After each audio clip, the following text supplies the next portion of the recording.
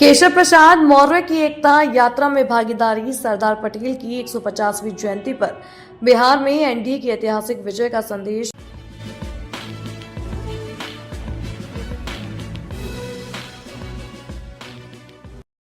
उप मुख्यमंत्री केशव प्रसाद मौर्य लोक पुरुष सरदार वल्लभ भाई पटेल जी की 150वीं जन्म जयंती के अवसर पर सभी विधानसभाओं में एकता यात्रा का आयोजन में शामिल हुए।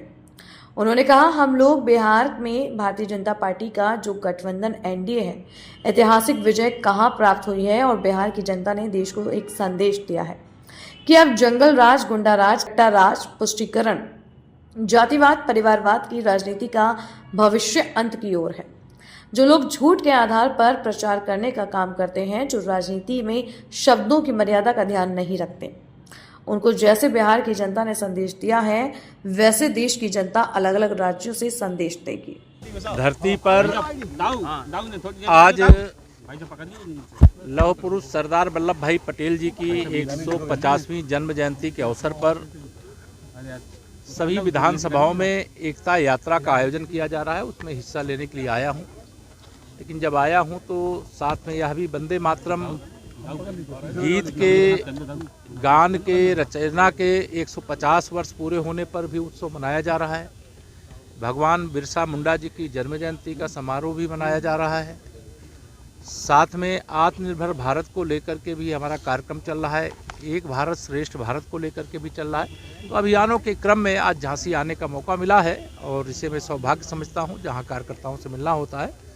और अभी हम लोग बिहार में भारतीय जनता पार्टी का जो गठबंधन एनडीए है, ऐतिहासिक विजय वहां पर प्राप्त हुई है और बिहार की जनता ने देश को एक संदेश दिया है कि अब जंगल राज, गुंडा राज, कट्टा राज, तुष्टीकरण, जातिवाद, परिवारवाद की राजनीति का भविष्य अंत की ओर है।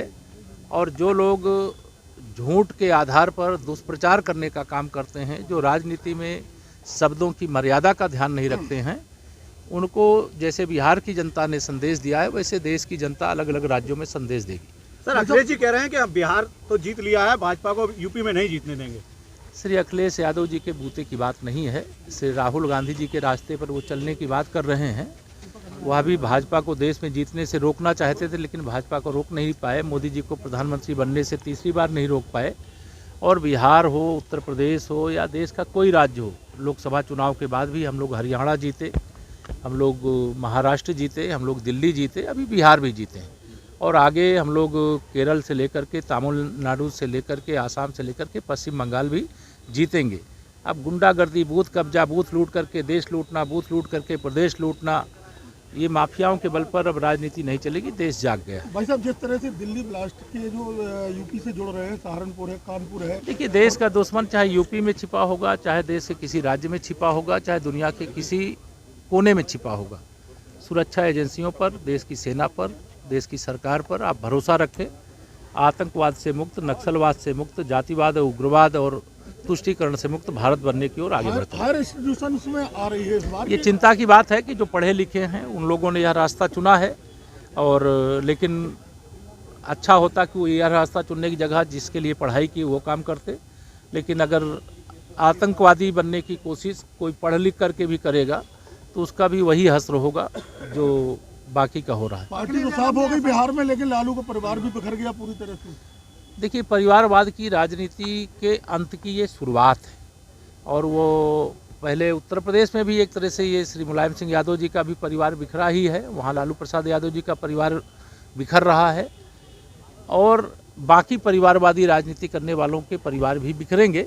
लेकिन ये पारिवारिक समस्या है, वह हमारी राजनीति की समस्या नहीं है। लेकिन हम देश के हित में, प्रदेशों के हित में अच्छा काम कर रहे हैं माननीय प्रधानमंत्री श्री नरेंद्र मोदी जी के नेतृत्व और मार्गदर्शन में, और आगे करेंगे। भाई साहब, एक सवाल के अखिलेश जी आपसे मिले थे बिहार में, वो हंस रहे थे उस समय, तो कुछ पहले से आप रिजल्ट बता दिए थे क्या उनको? नहीं, वो हमसे पूछ रहे थे लड्डू कब खिला रहे हो। मैंने कहा 14 नवंबर को रिजल्ट आएगा, उस दिन खिला देंगे। फिर मैं उनको खोजता रहा, 14 नवंबर को मिले ही नहीं, तो लड्डू खिलाने का मौका नहीं मिला। तो क्या जाएंगे लड्डू खिलाने? मैं नहीं। दिल्ली, प्रदेश और अब बिहार जीते हैं, तीसरी बार प्रचंड बहुमत से उत्तर प्रदेश जीतेंगे। और 2027 का जो विधानसभा चुनाव होगा उसमें 2017 का रिजल्ट दोहराएंगे। ऐसी जनता की कृपा हमारे सब पार्टी के ऊपर भी बनी हुई है, हमारे नेतृत्व के ऊपर बनी हुई है, हमारे कार्यों के ऊपर बनी हुई है। लेकिन ये जितने भी भाजपा विरोधी अपने को मानते हैं, वह सोचते हैं परिश्रम भाजपा का कार्यकर्ता करे और चुनाव जो कोई काम नहीं करते जनता के बीच में वो जीते, तो ये अब नहीं हो सकता। एसआईआर को लेकर तमाम बातें कर रहे हैं। अखिलेश यादव कह रहे हैं कि बिहार में केला कर लिया और अब यूपी में। देखिए, मतदाता सूची का शुद्धिकरण का अभियान लोकतंत्र का पवित्र महायज्ञ है और इसका जो विरोध किए श्री राहुल गांधी ने वोट चोरी का मुद्दा बिहार में उठाया, कहाँ गई उनकी पार्टी? 6 सीटों पे सिमट गई। वो तालाब में कूद गए। मैंने कहा नदी में कूदो, चाहे कुआं में कूदो, चाहे तेजस्वी यादव को लेकर के कूदो, चाहे अखिलेश यादव को भी लेकर के कूदो, लेकिन ये मतदाता सूची का शुद्धिकरण का जो काम है ये लोकतंत्र का पवित्र यज्ञ है और इसमें एक राजनीतिक दल के नाते सभी दलों को हिस्सा लेना चाहिए और इससे मतदाता सूची में सुधार हुआ है।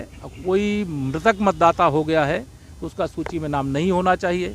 अगर किसी मतदाता का एक से अधिक स्थान पर नाम है तो एक स्थान पर ही होना चाहिए। कोई घुसपैठिया मतदाता सूची में अपना नाम किस जुगाड़ से दर्ज करा लिया है तो वह हटना चाहिए। और जो हमारे युवा मतदाता हैं जिनकी आयु 18 साल होने वाली है, उनका नाम भी मतदाता सूची में होना चाहिए। यही मतदाता सूची का शुद्धिकरण है। जब शुद्धिकरण का अभियान चलता है, ये कांग्रेसी हों, सपाई हों, रजत वाले हों, टीएमसी वाले हों, करें, हम हिस्सा नहीं लेंगे। और जब शुद्धिकरण का काम हो जाएगा तो उस पर आरोप लगाएंगे। तो इस आरोप को जनता नकार चुकी है और बिहार से संदेश दे चुकी है। धन्यवाद।